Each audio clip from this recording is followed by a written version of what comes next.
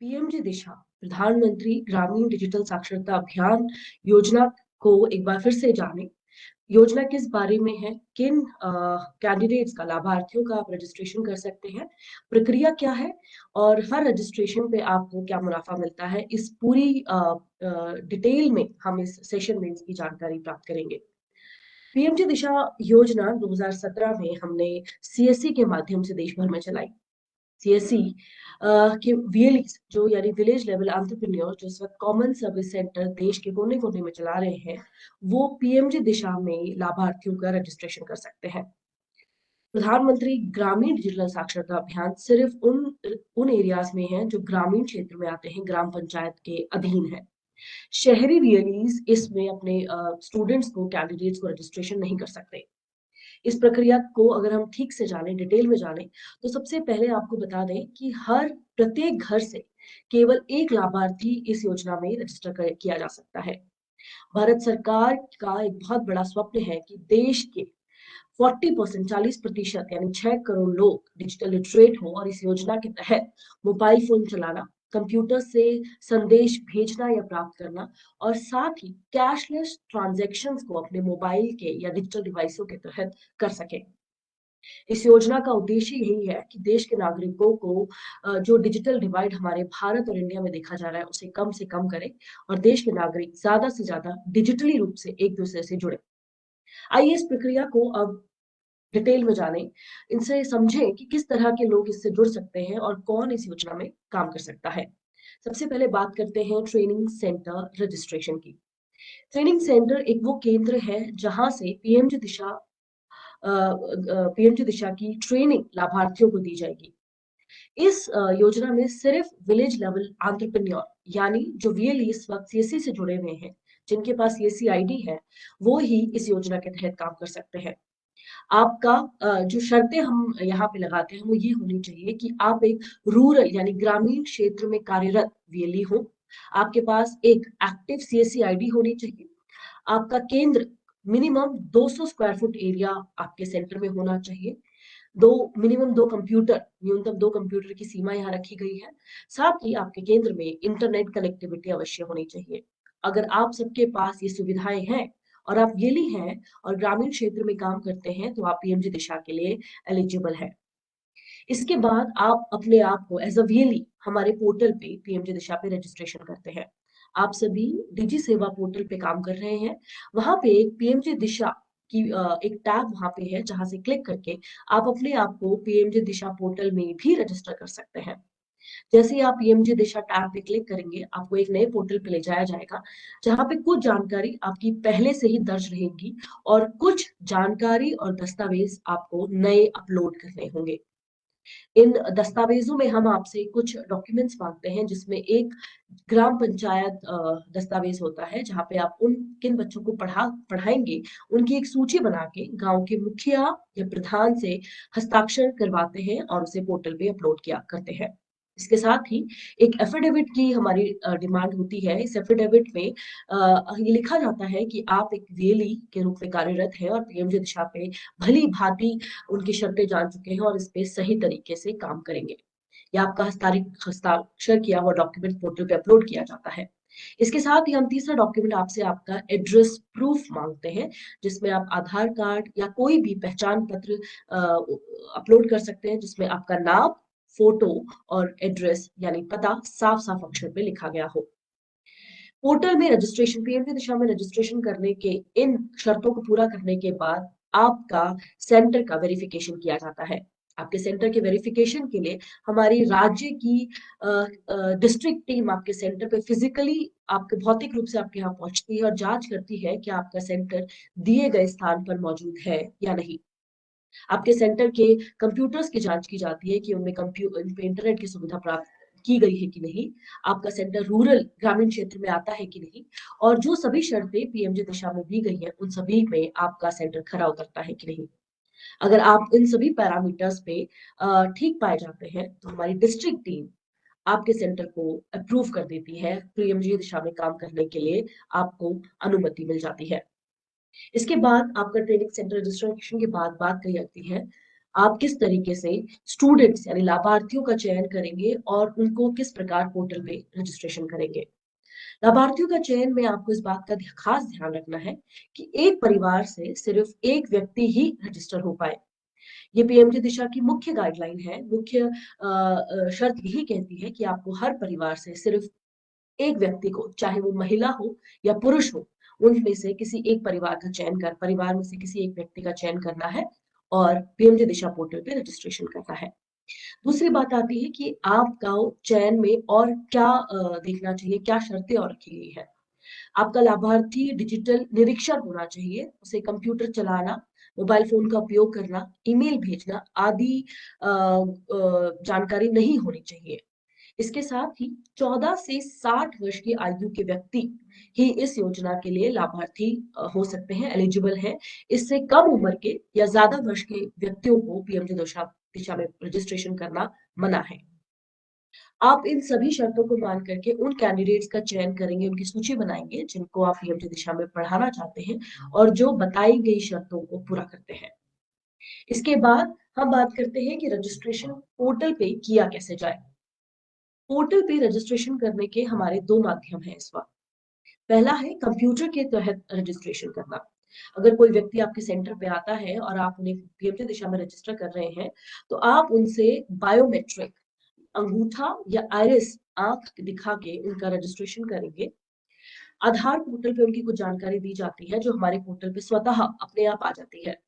इसके बाद कुछ जानकारी आपसे कैंडिडेट की रजिस्टर लाभार्थी की और मांगी जाएगी। उसे आपको सही अक्षरों में दर्ज करनी है। आपको ये ध्यान रखना है कि कोई स्पेलिंग मिस्टेक, कोई अक्षर की गलती, कोई मात्रा की गलती इस वक्त ना हो, क्योंकि ये बहुत अनिवार्य है कि जिस नाम और पते पे आप इस वक्त कैंडिडेट का रजिस्ट्रेशन करोगे, उसका सर्टिफिकेट भी उसी दी गई जानकारी पे ही बनेगा। किसी भी तरह की गलती की गुंजाइश होने पे आपके कैंडिडेट को परीक्षा देने से रोका भी जा सकता है। इन सभी जांच करने के बाद, सारी जानकारी की जांच करने के बाद आपके कैंडिडेट का बायो ऑथ के तहत पोर्टल पे रजिस्ट्रेशन हो जाता है। अब बात करते हैं उस स्थिति में जब आप कैंडिडेट आपके सेंटर पे नहीं आ सकता, आपको घूम घूम कर आप ऐसी जगह पे हैं जहां पे आपको कैंडिडेट के निवास में जाके रजिस्ट्रेशन करना है। ऐसी स्थिति में आप मोबाइल फोन का इस्तेमाल भी कर सकते हैं कैंडिडेट को रजिस्ट्रेशन करने के लिए। हमारे www.pmjdisha.in पर एक एप्लीकेशन दी गई है जिसे आप अपने स्मार्टफोन पे डाउनलोड कर सकते हैं। इसको डाउनलोड करने के बाद आप मोबाइल के तहत बच्चों का रजिस्ट्रेशन कर सकते हैं। एक खास बात आपको यहाँ ध्यान रखनी होगी, क्योंकि आप मोबाइल के तहत रजिस्ट्रेशन कर रहे हैं, आप बायो ऑथ नहीं कर सकते, इसलिए आप ओटीपी के जरिए हर बच्चे का रजिस्ट्रेशन कर सकते हैं। यहाँ पे आपको ध्यान रखना है कि हर प्रत्येक मोबाइल नंबर विभिन्न हो, क्योंकि हर एक मोबाइल नंबर पे ओटीपी जाएगा और उससे ऑथेंटिकेट होगा कि जिस बच्चे का आप रजिस्ट्रेशन कर रहे हैं वो खुद आपके सामने मौजूद है या नहीं।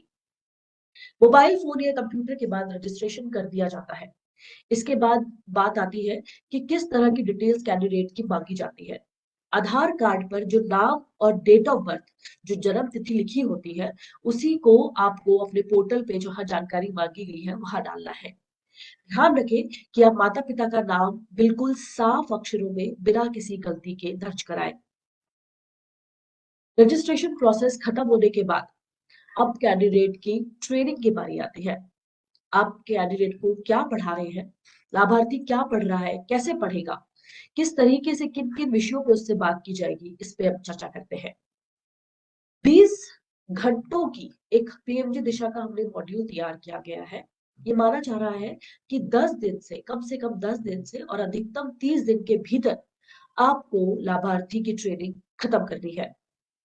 कैंडिडेट के पास, लाभार्थी के पास 20 घंटे हैं। वो आपके सेंटर पर आकर एक कंप्यूटर के दौरान आप उसे ग्रुप में, चाहे समूह में स्टडी करवा सकते हैं या उसे इंडिविजुअली कंप्यूटर में बिठा के हमने जो मॉड्यूल्स तैयार किए गए हैं उन्हें दिखा सकते हैं। ये मॉड्यूल्स 22 भारतीय भाषाओं में तैयार है। कैंडिडेट, आपका लाभार्थी जिस भाषा में अपने आप को कंफर्टेबल, सहज महसूस करता है, उस भाषा में वो मॉड्यूल देख सकता है और कंप्यूटर के बारे में जानकारी सीख सकता है। आपको बता दें कि यहाँ पे आपको किन किन मॉड्यूल्स के बारे में पढ़ाया जाएगा, उनकी एक झलक आपको बताना चाहेंगे। पहले मॉड्यूल्स के बारे में, पहला जो मॉड्यूल है वो बात करता है डिजिटल डिवाइसेस में कौन कौन से डिजिटल डिवाइस है, वो किस तरीके से कार्य करते हैं, उसकी जानकारी लाभार्थी को दी जाएगी। उसके बाद इंटरनेट क्या है, कैसे काम करता है, इंटरनेट से एक डिवाइस से दूसरे डिवाइस से कम्युनिकेशन संपर्क कैसे साधा जा सकता है, इस बारे में बात की जाती है।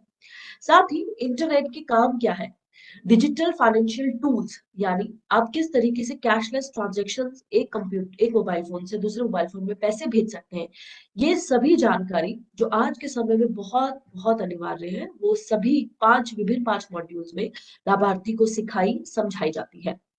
वैसे मॉड्यूल्स हमारे पीएमजे दिशा पोर्टल में भी अवेलेबल है। इसके साथ साथ यूट्यूब पे भी 22 भाषाओं में इन मॉड्यूल्स को हमने डाला गया है। आप वहां से भी कैंडिडेट्स को, लाभार्थियों को पढ़ा सकते हैं।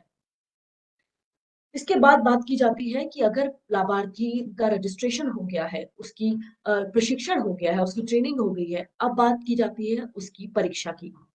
परीक्षा से पहले हम आपको बता दें कि हर केंद्र में जिस तरीके से एक वीएलई अपने बच्चों को पढ़ा रहा है, उसी तरीके से परीक्षा के दौरान हम एक इन्विजिलेटर की डिमांड करते हैं। इन्विजिलेटर वो व्यक्ति है जो परीक्षा के दौरान उस समय उस दिन सेंटर पे मौजूद रहेगा और ये सुनिश्चित करेगा कि उसकी मौजूदगी में एग्जाम हो रहा है, बिना किसी चीटिंग के, बिना किसी गलत काम के। वो वहां पे इन्विजिलेटर फिजिकली मौजूद है सेंटर पे और वो इस बात का ध्यान रख रहा है कि परीक्षा ठीक से हो रही है। इसके लिए आपको एक इन्विजिलेटर का रजिस्ट्रेशन भी अपने पोर्टल पे करना होगा। इन्विजिलेटर को कोई भी पढ़ा लिखा डिजिटल साक्षर व्यक्ति हो सकता है जो सरकारी नौकरी पर हो, पोस्ट ऑफिस में काम करता हो, आपके ग्राम प्रधान ग्राम पंचायत का हिस्सा हो या सरकारी नौकरी पे लगा हुआ हो। आप इनमें से किसी भी व्यक्ति या महिला को इन्विजिलेटर बना सकते हैं। इन्विजिलेटर बनने के बाद उनका आधार लिया जाता है। एक इन्विजिलेटर एक समय पे केवल एक सेंटर से, एक केंद्र से जुड़ा हो सकता है। एक इन्विजिलेटर का आधार 2 सेंटर पे नहीं दिया जा सकता।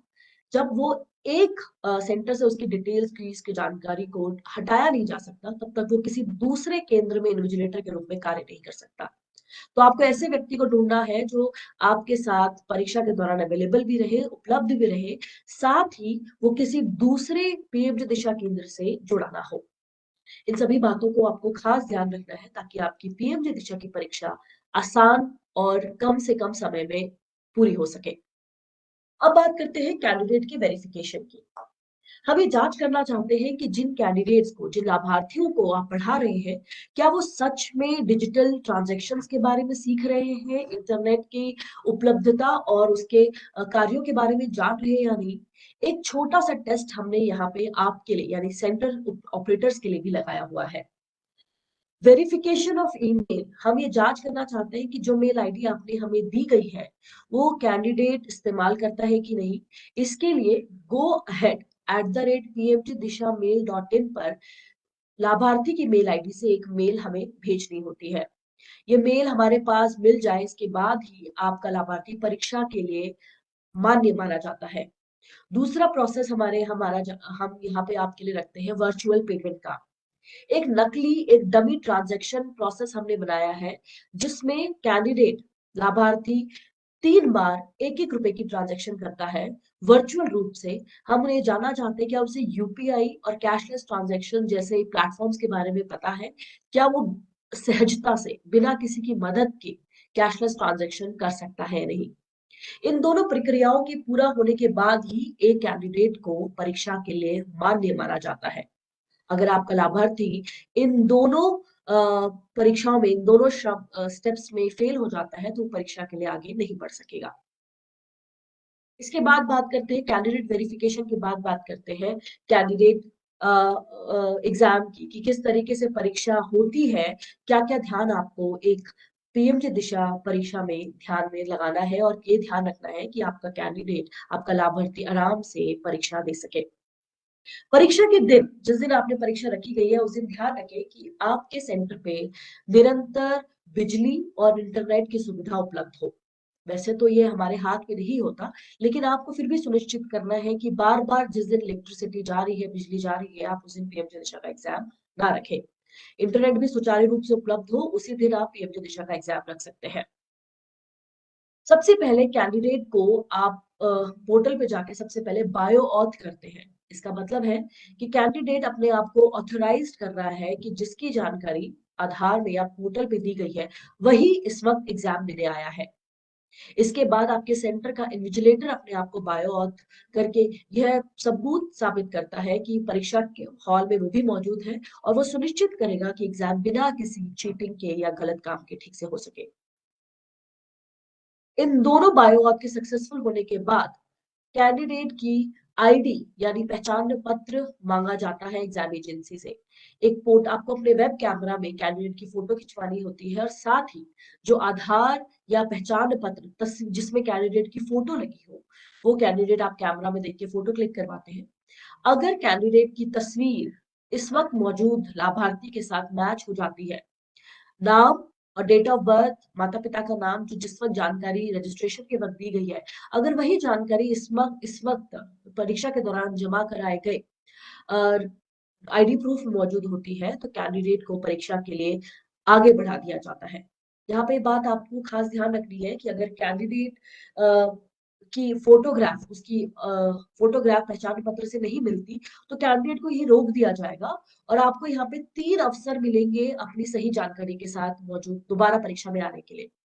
अगर इन तीनों अवसरों में आप गलत जानकारी फिर से देते हैं तब आपकी परीक्षा को समाप्त किया जा सकता है, कैंसिल किया जा सकता है और आप भविष्य में फिर कभी पीएमटी दिशा में एग्जाम नहीं दे पाएंगे।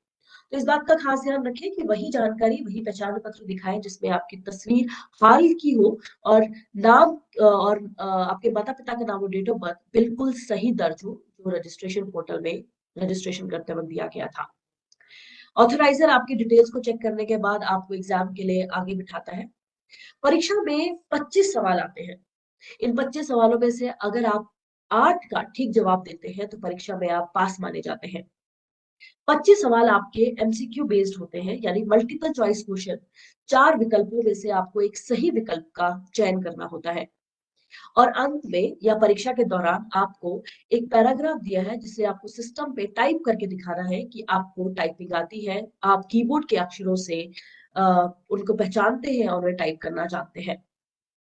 इन सभी सवालों के जवाब देने पर और टाइप करने पर आप सबमिट बटन पे क्लिक करते हैं। एक बात का खास ध्यान ध्यान रखें कि परीक्षा पूरे सवालों के जवाब देने से पहले अगर आप सबमिट बटन पे क्लिक करेंगे तो आपकी परीक्षा वही खत्म हो जाएगी, वही अमान्य हो जाएगी। तो आप जब सभी 25 सवालों का जवाब दे सके और टाइपिंग करने के बाद ही सबमिट बटन पे क्लिक करें। सबमिट बटन पे क्लिक करते ही आपको तुरंत एक प्रोविजनल सर्टिफिकेट प्राप्त होता है जो कैंडिडेट के डैशबोर्ड पे हम देते हैं, जहां से आप एक प्रोविजनल अपना सर्टिफिकेट डाउनलोड कर सकते हैं। ओरिजिनल सर्टिफिकेट परीक्षा के मिनिमम कम से कम 40 से 45 दिनों के भीतर आपके डैशबोर्ड में पहुंचा दिया जाता है। इसके साथ ही ये सर्टिफिकेट आपके डिजी लॉकर पे भी उपलब्ध है। तो जिन कैंडिडेट्स को अभी तक अपना सर्टिफिकेट नहीं मिला, जो अभी अपना पीएमजी दिशा का प्रमाण पत्र लेना चाहते हैं, वो अपने डिजी लॉकर में चेक करें, आपका सर्टिफिकेट वहां पे पहुंचा दिया गया है। ये तो बात थी हमारे पीएमजी दिशा प्रोग्राम जो योजना है वो कैसे काम करती है। पीएमजी दिशा में एक वीएलई की क्या रिस्पॉन्सिबिलिटी है एज अ सेंटर ऑपरेटर, आपको किन किन बातों का ध्यान रखना है, आपको कैसे बच्चों का रजिस्ट्रेशन करना है, किन बच्चों का चयन करना है और परीक्षा के दौरान कौन कौन सी गलतियां नहीं करनी ताकि आप अपने सफल रूप से अपने बच्चों को परीक्षा में दिला सके और जितने बच्चों की ट्रेनिंग दी गई है उन सभी को आप परीक्षा में पास करा सके। यहाँ पे आपको बता दें कि हर माह के समाप्ति पे सर्टिफाइड बच्चों का 300 रुपया हर वीएलई सेंटर ऑपरेटर को दिया जाता है, यानी प्रत्येक सफल सर्टिफाइड कैंडिडेट पे सफल लाभार्थी पे वीएलई को 300 रुपए की राशि प्रदान की जाती है जो सीधा उनके बैंक अकाउंट में पहुंचा दी जाती है।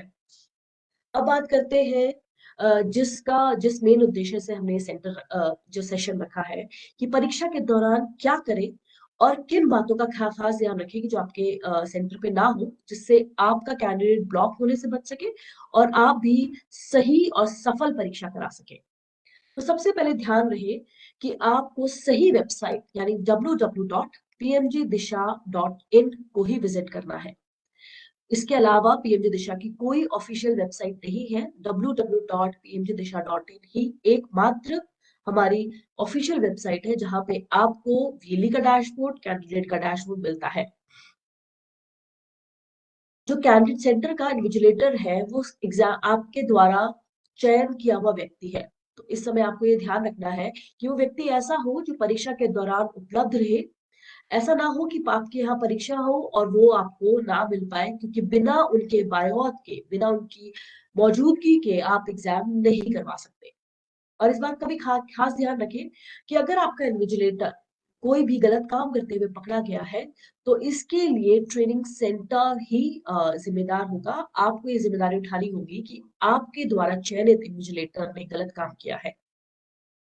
एक और चीज का यहाँ पे बात ध्यान रखने लायक है कि एग्जाम के समय कि कौन कौन से दस्तावेज यहाँ पे कैंडिडेट परीक्षा के समय दिखा के एग्जाम परीक्षा दे सकता है। उसमें जो लिस्ट हमने सूची बनाई है दस्तावेजों की, उनमें Aadhaar card, voter card, PAN card और बैंक की पासबुक जिसमें कैंडिडेट की तस्वीर लगी हो। आपको ध्यान रखना है कि यही वो डॉक्यूमेंट्स हैं जिनको दिखा के आप पीएमजी दिशा परीक्षा में अपने आप को उसमें दर्ज हो सकते हो, पीएमजी दिशा एग्जाम करवा सकते हो अपना। साथ ही इस बात का ध्यान रखना है कि कुछ बच्चों के जब आधार कार्ड बनाए गए थे तब उनकी शक्ल और सूरत काफी विभिन्न थी अभी की शक्ल सूरत से।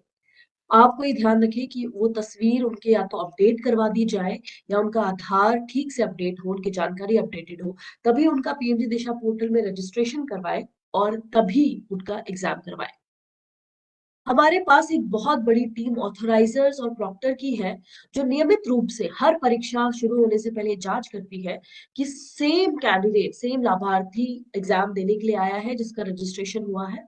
तो आप ये ध्यान रखें कि जो भी निर्देश आपको परीक्षा की शुरुआत में दिए जा रहे हैं कि आप कैंडिडेट की फोटो आपकी ठीक नहीं आ रही है, सुनिश्चित करें कि एग्जाम सेंटर में लाइट ठीक से हो ताकि आप कैंडिडेट का चेहरा कैमरे पे ठीक से आ सके, फोटोग्राफ ठीक से खींची जा रही हो, अच्छे रेजोल्यूशन का आपको वेबकैम का इस्तेमाल करना है ताकि कैंडिडेट की प्रतिक्रियाएं हमें कैमरे में जो नजर आती रहे ताकि ठीक से काम होता रहे। उसके बाद एग्जाम के दौरान, एग्जाम वाले दिन कैंडिडेट का अपने पास आईडी प्रूफ रखना बहुत अनिवार्य है। तो लिस्ट, जो सूची हमने कैंडिडेट की आपको बताई है जिनमें बैंक पासबुक, पैन कार्ड, आधार कार्ड आदि दिए गए हैं, उन सभी की आपको सुनिश्चित करें कि आप पहले से अपने लाभार्थियों को बताएं कि परीक्षा के दौरान इनमें से कोई भी एक दस्तावेज आपके पास होना चाहिए। आपके कंप्यूटर में जो आप एग्जाम सिस्टम, जिन कंप्यूटर्स या लैपटॉप का आप इस्तेमाल कर रहे हैं एग्जाम के दौरान, उनमें वेब कैमरा, बायोमेट्रिक डिवाइस और अपडेटेड जावा, ये बेसिक सॉफ्टवेयर्स हैं जो आपके हर एक प्रत्येक कंप्यूटर में इंस्टॉल होने चाहिए। ये भी ध्यान रखें कि जैसे हमने बताया कि बिजली अगर चली गई है तो उस दिन एग्जाम ना करवाए, या बिजली की कमी के कारण एग्जाम उस दिन एग्जाम ना कराएं। आपके सेंटर में बल्ब, लाइट का सुनिश्चित आप ध्यान रखें कि आपके यहाँ रोशनी का काफी खास उजाला हो और कैंडिडेट की शक्ल आपको देख सके। कंप्यूटर स्क्रीन से कैंडिडेट की दूरी कम से कम 1.5 मीटर हो ताकि हम देख सके कि कैंडिडेट एग्जाम दे रहा है और वही कैंडिडेट एग्जाम परीक्षा में आया है कि नहीं। और कैंडिडेट जो भी अगर परीक्षा रोक दी गई है, कभी कभार हमारे प्रॉक्टर ये भी सुनिश्चित करना चाहते हैं कि कैंडिडेट ठीक से एग्जाम दे रहा है कि नहीं, उसे कोई परेशानी तो नहीं। तो अगर आपको जो निर्देश प्रॉक्टर दे रहा है कि दाएं देखिए, बाएं देखिए, कंप्यूटर स्क्रीन घुमाए, तो इन सभी निर्देशों का पालन करें। और परीक्षा में कभी भी, किसी भी परीक्षा के दौरान किसी भी अपशब्दों का इस्तेमाल ना करें। प्रॉक्टर ऑथराइजर्स के लिए, वो आपकी मदद करने के लिए बैठे हैं और जो भी वो निर्देश दे रहे हैं उनको आप ठीक से पालन करें। एग्जाम के दौरान क्या नहीं करें, ये एक खास निर्देश हम अपने उन वीएलईज को देना चाहते हैं जिनके सेंटर्स इस वजह से बंद कर दिए जाते हैं क्योंकि उनके सेंटर पे चीटिंग, मैल प्रैक्टिस और फ्रॉड जैसी एक्टिविटी पाई जाती है। ये देखा जाता है कि कैंडिडेट को बिठा के कोई एग्जामिनेशन गलत तरीके से किया जाता है और इसमें सेंटर ऑपरेटर भी उतनी तरह लिप्त है जितनी तरीके से इन्विजिलेटर और बाकी लोग। तो आपको इस बात का खास ध्यान रखना है कि आपके सेंटर में होने वाली कोई भी गलत काम के लिए सेंटर ऑफ व्हीलिंग जिम्मेदार माना जाएगा, आपके नाम पे कंप्लेन की जाएगी और हो भी सकता है कि आपके नाम पे आपकी सीएससी को बंद भी किया जाए। तो क्या कार्य ना करें जिस वजह से आपकी पीएमजी दिशा आईडी चलती रहे, समय समय पे आपको पीएमजी दिशा का पैसा भी आपके बैंक अकाउंट में मिलते रहे, इसके लिए क्या ना करें। सबसे पहले आपको ध्यान रखना है कि एग्जाम के दौरान वेब कैम के अलावा, वेबकैम, कीबोर्ड और डिवाइस, बायोमेट्रिक डिवाइस के अलावा कोई अन्य डिवाइस, कोई पेन ड्राइव आपके कंप्यूटर सिस्टम से लगी ना हो। आपको इस बात की सुनिश्चित करना है कैंडिडेट के पास कोई भी टेक्स्ट मटेरियल, प्रिंट किया हुआ कोई भी मटेरियल जिसमें आंसर्स हों, आप किसी भी तरह की मदद करने की कोशिश ना करें। रिमोट शेयरिंग सॉफ्टवेयर्स, इस तरह के सॉफ्टवेयर आपके सिस्टम पे इंस्टॉल ना हो, इस बात का भी आपको ध्यान रखना है कि आपके सिस्टम पे, आपके कंप्यूटर पे कोई इस तरह का सॉफ्टवेयर ना हो जो इस वक्त कैंडिडेट को एग्जाम के दौरान मदद कर सकता है या फिर गलत तरीके से आपके सिस्टम पे इंस्टॉल हो।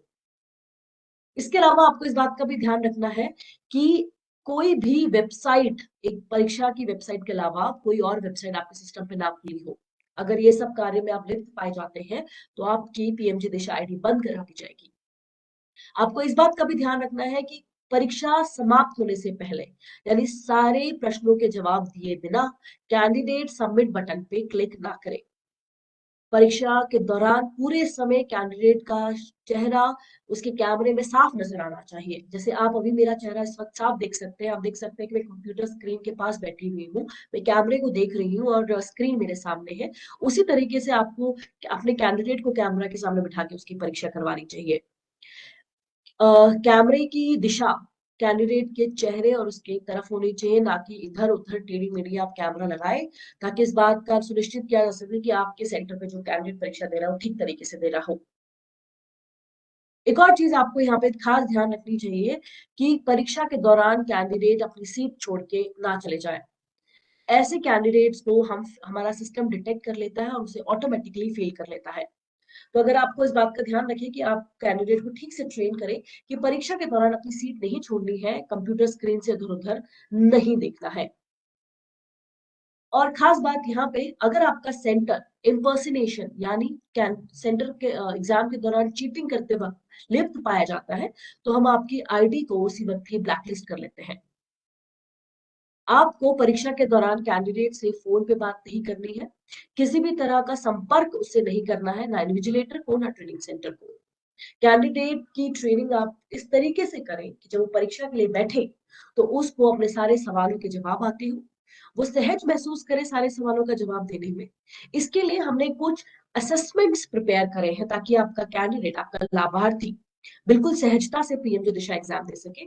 उसके लिए कुछ असेसमेंट्स उसके डैशबोर्ड में उपलब्ध है, जहां पे आप उनकी कई बार, कितनी भी बार उनकी प्रैक्टिस करवा सकते हैं, वहां पे प्रयास करवा सकते हैं। अगर आपके सेंटर का कैंडिडेट, आपके सेंटर का लाभार्थी पास होता है तो ये आप ही को फायदा है। उसके ब्लैकलिस्ट होने पे आपकी पूरी मेहनत, जो उसने आपने उसको रजिस्ट्रेशन से लेके पढ़ाने तक की मेहनत करी है, वो बेकार हो जाती है। तो आप इस बात का ध्यान रखिए कि पीएमजी दिशा में किसी भी तरह का गलत काम आप ना करें। हमारी नजर आप पे है, हम आपके साथ भी दे रहे हैं और हम हर कैंडिडेट पे नजर भी है कि कैंडिडेट कैसे, लाभार्थी किस प्रकार परीक्षा में एग्जाम दे रहा है। तो इस योजना में हमें आपकी मदद की जरूरत है, जो इतने सालों से आप हमें देते आए हैं। और ये उम्मीद भी करते हैं कि जब तक ये योजना चल रही है तब तक ये साथ आपका हमेशा हमारे साथ मिलता रहेगा, हमें चलता रहेगा। और जिस तरीके से हम 6 करोड़ का टारगेट लेके चल पड़े हैं, 6 करोड़ लाभार्थियों को देश भर में हमें ट्रेन करना है, उसमें आपकी हमें संपूर्ण योगदान मिलता रहेगा। हम बहुत आभारी हैं उन सभी वीएलईस का जिन्होंने इस योजना को इतना सफल बनाया। लेकिन हम कुछ शिकायतें हैं उन वीएलई से भी जो इस योजना में गलत काम करके उन वीएलईस की मेहनत को खराब कर रहे हैं, जो साफ मन से पीएमजी दिशा कर रहे हैं।